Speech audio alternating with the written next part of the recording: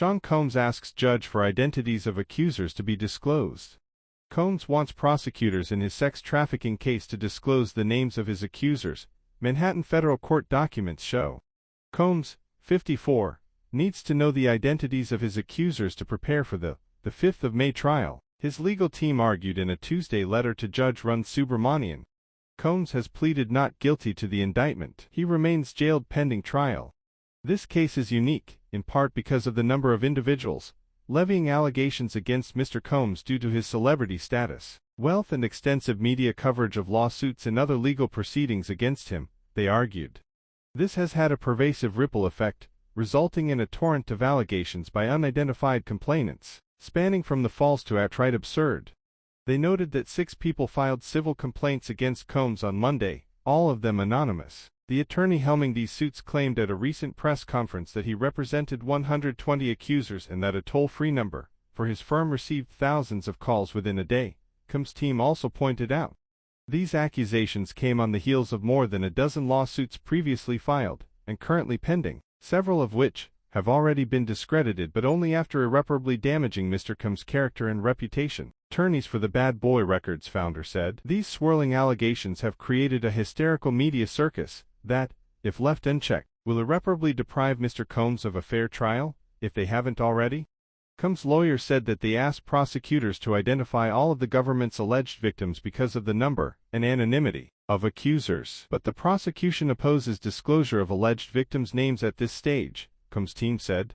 Combs faces charges of racketeering conspiracy, sex trafficking by force, fraud, or coercion, and transportation to engage in prostitution. The indictment alleges that Combs' violence lasted decades, and that the mega star abused, threatened, and coerced women and others around him to fulfill his sexual desires, protect his reputation, and conceal his conduct.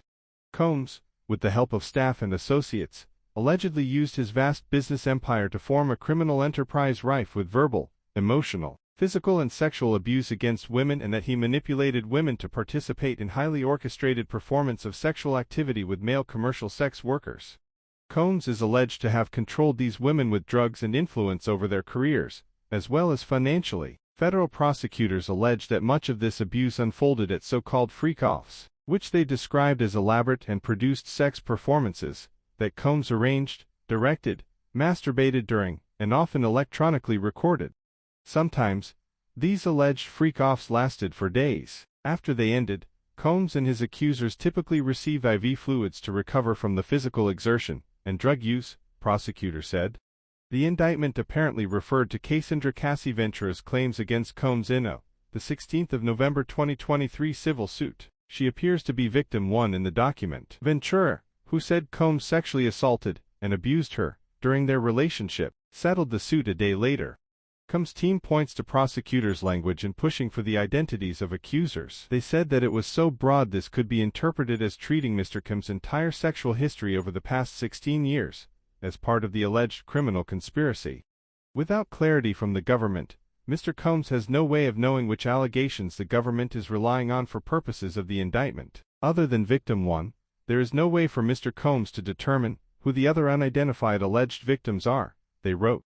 The number of potential alleged victims and the length of time alleged in the indictment both weigh in favor of disclosing accusers, they also said.